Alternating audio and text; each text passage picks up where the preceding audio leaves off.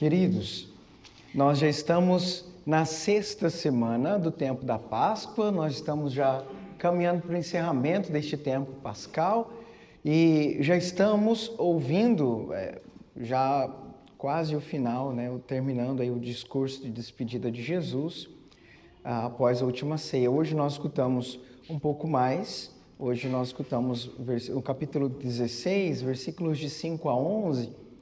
Então, e aqui se revela um pouco mais daquele clima de despedida. Jesus fala da tristeza dos discípulos quando Jesus fala que está indo, que está partindo.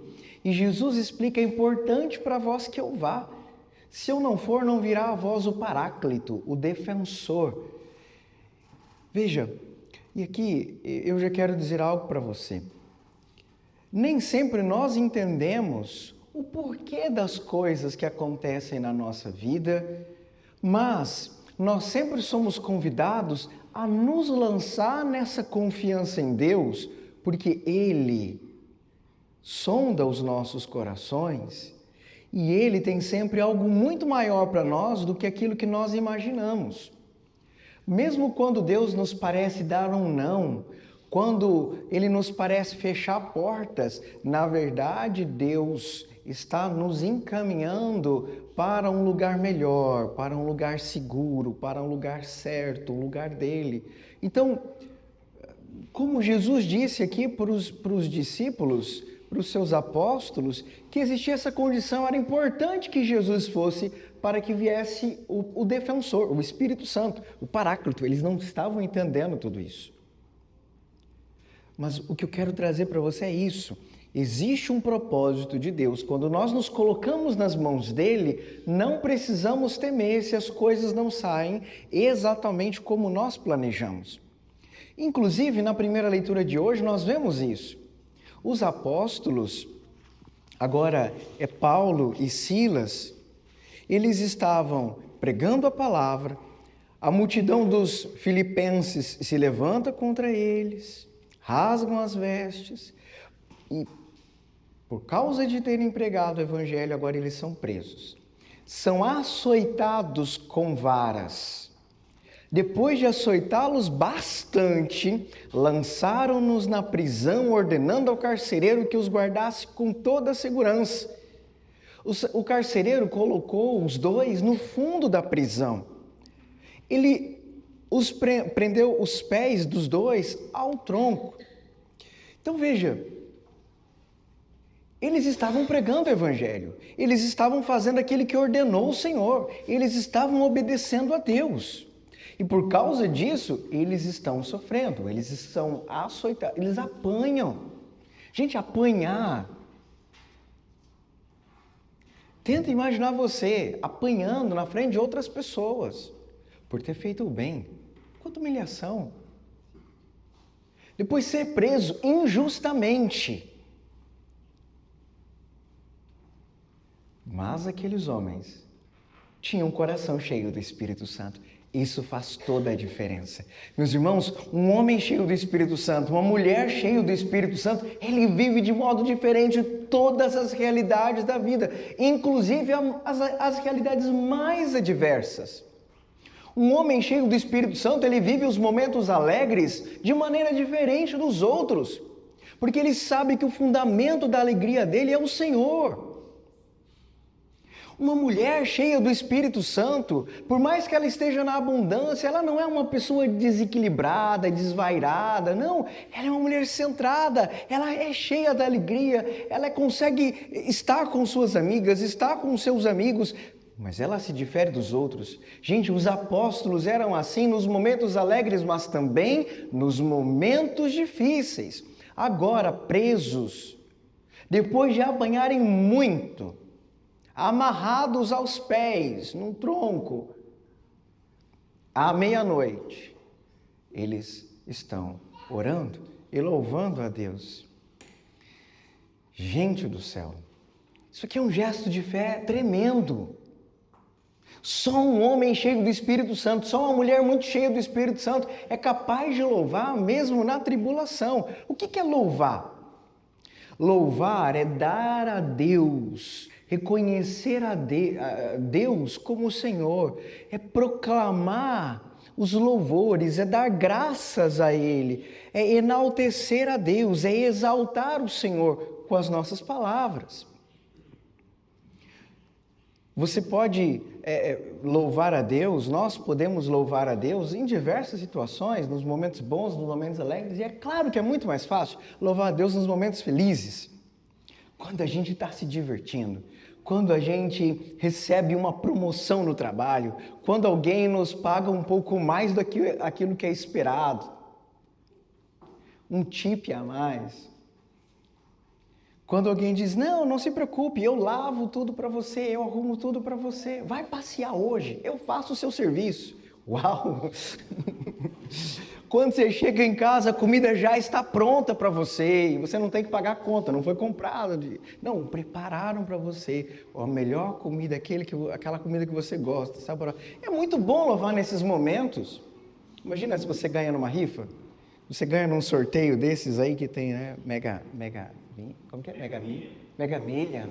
Uau, fácil louvar nesses momentos. Claro que tem pessoas que nos momentos alegres não se lembram de Deus. E está errado. Nós precisamos louvar a Deus nos momentos alegres e reconhecer que Deus está aí, que tudo vem dele, meus irmãos, tudo vem de Deus.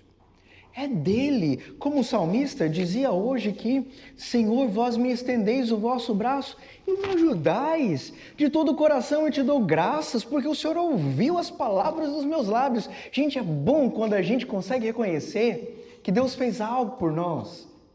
Que Ele sempre faz, mas nem sempre a gente reconhece. Quando a gente reconhece, como é bom, e a gente começa a dizer, Senhor, obrigado. Isso aqui aconteceu por obra tua, por mim mesmo não teria acontecido. Obrigado. É muito bom o louvor nesse momento. Só que existe um outro tipo de louvor. Nós podemos louvar a Deus pelas coisas que nós recebemos, e é muito bom, reconhecendo que vem dele. Mas a gente também pode elevar um pouco mais o nosso nível de louvor. Louvar a Deus por aquilo que Ele é. Louvar a Deus pela grandeza dEle. Porque aí nesse momento nós estamos tirando um pouco os olhos de nós e das nossas coisas, estamos elevando os nossos olhos para Ele. E aí nessa hora a gente louva pela misericórdia dEle, pela bondade dEle, pela palavra dEle que é eterna, porque Ele é fiel, porque Ele sempre está conosco. Enfim, a gente pode aí encontrar muitos motivos para louvar a Deus por Ele mesmo.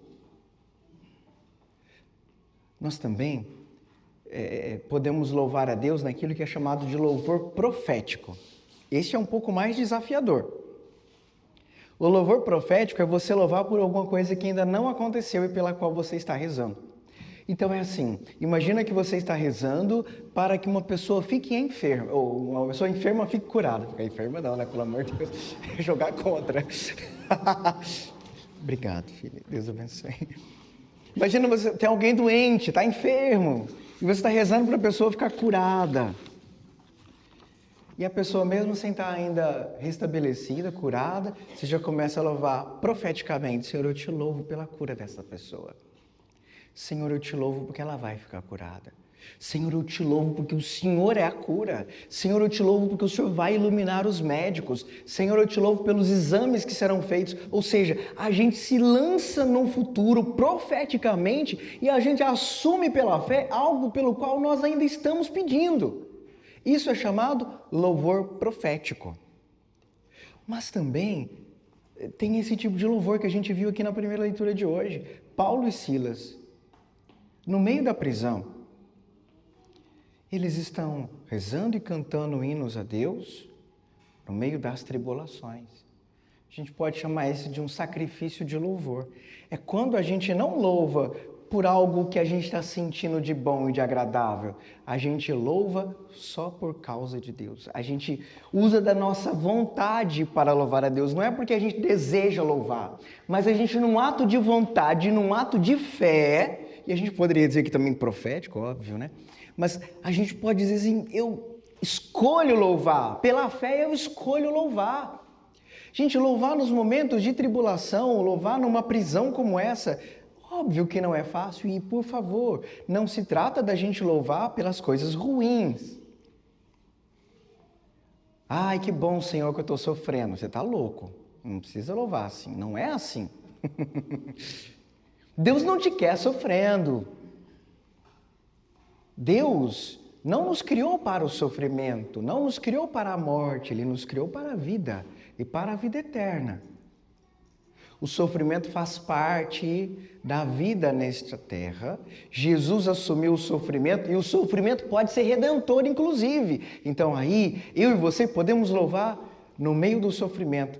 Por exemplo, assim, Senhor, eu te louvo, que está doendo, mas eu sei que vai ter um fim, porque só o Senhor é o Deus eterno. Os sofrimentos deste tempo passam, mas o Senhor não passa. Olha que louvor bonito e desafiador. Senhor, eu te louvo, porque mesmo sem ter todo o dinheiro para pagar as contas deste mês, eu sei que o Senhor é maior do que a humilhação de não poder pagar a conta. Eu sei que de alguma maneira vai chegar. Senhor, eu quero te louvar, porque mesmo com as dores que eu estou sentindo, eu sei que o Senhor não me abandona. Senhor, eu te louvo, porque as suas dores na cruz foram maiores do que as minhas, agora aqui nesse momento. Porque sabe, meus irmãos, não tem problema a gente chegar diante de Deus e a gente pedir as coisas, não tem problema. Jesus falou que a gente tem que bater e se abrirá. Jesus falou que nós temos que pedir, nós estamos aí às portas de Pentecostes e devemos pedir o Espírito Santo, sim. Tudo isso é verdade. Mas só um homem de fé é capaz de louvar. Só uma mulher cheia do Espírito Santo é capaz de esquecer-se de si mesmo e louvar a Deus. Gente, aqueles homens na prisão à meia-noite. Aqui, à meia-noite, entenda também numa realidade aqui simbólica de no pior da noite. Não estava para amanhecer na vida deles. Não estava no comecinho do sofrimento. Era à meia-noite. Como nós muitas vezes não estamos vendo. Faz tempo que a gente está nessa dor. A gente já está sofrendo há um tempão e a gente não sabe quando vai acabar. Nessa hora nós podemos e devemos imitar Paulo e Silas na prisão, esquecendo um pouco de nós e da nossa dor e nos lançando em Deus. Gente, literalmente o louvor liberta. Quando nós fazemos isso, nós nos lançamos no louvor. Isso é um processo, ocorre um processo de libertação na nossa mente, no nosso ser físico. Aconteceu com eles fisicamente, inclusive. No meio daqueles louvores, o que aconteceu? Um grande terremoto. Se abalou as estruturas daquele lugar e eles foram libertados da prisão. Aí chega o carcereiro, desesperado. E quando vê que a prisão está toda aberta, ele pensa em tirar a própria vida no desespero, porque pensa, eu sou responsável por isso aqui. Os prisioneiros fugiram todos. E então, Paulo grita com voz forte, não te faças mal algum, estamos todos aqui. O carcereiro pede as tochas, corre para ver se os prisioneiros estão todos ali, e reconhecendo aquele gesto, aquela realidade extraordinária, ele cai aos pés de Paulo e Silas. Depois os tira para fora e diz, senhores, o que eu devo fazer? Gente, o louvor de Paulo e Silas abriu um novo tempo, abriu não só as prisões para eles, mas abriu de novo a possibilidade daqueles homens seguirem evangelizando. E agora Paulo e Silas evangelizam não só o carcereiro, mas a família dele toda. Crê no Senhor Jesus e será salvo tu e tua família, todos os de tua família. Paulo e Silas anunciam-lhes a palavra do Senhor. Naquela mesma noite, olha que lindo, o carcereiro os levou consigo para lavar as feridas causadas pelos açoites. E imediatamente foi batizado junto com todos os seus familiares. Depois disso, fez Paulo e Silas subirem até a sua casa, preparou-lhes um jantar. Olha a inversão da cena.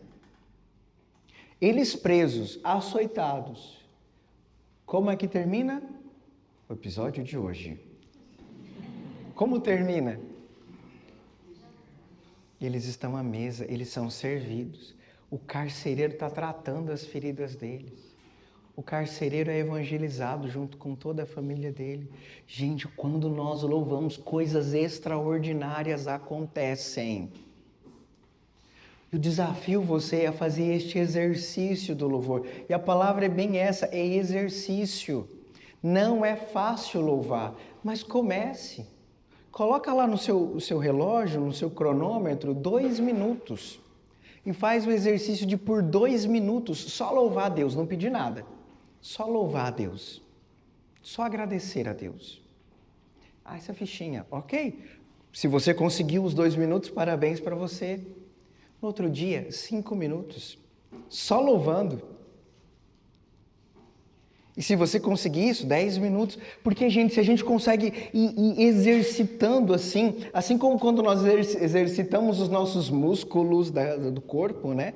Eles vão também crescendo. Se nós exercitamos a alma, se nós exercitamos a nossa vida de oração, isso se expande. Do mesmo jeito como quando você trata ali, mexe com os produtos de limpeza, aquilo de alguma forma se toca você, pode te prejudicar, você vai ficar cheirando, exalando o cheiro daqueles produtos de limpeza.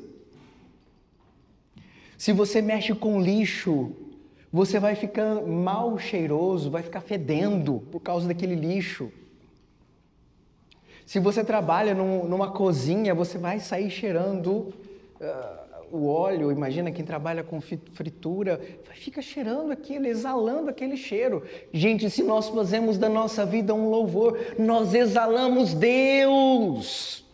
E por onde nós passamos vai ficando o cheiro de Deus. Muitas vezes a nossa vida vai mal e a gente vai exalando podridão, porque a gente vive ruminando podridão dentro de nós.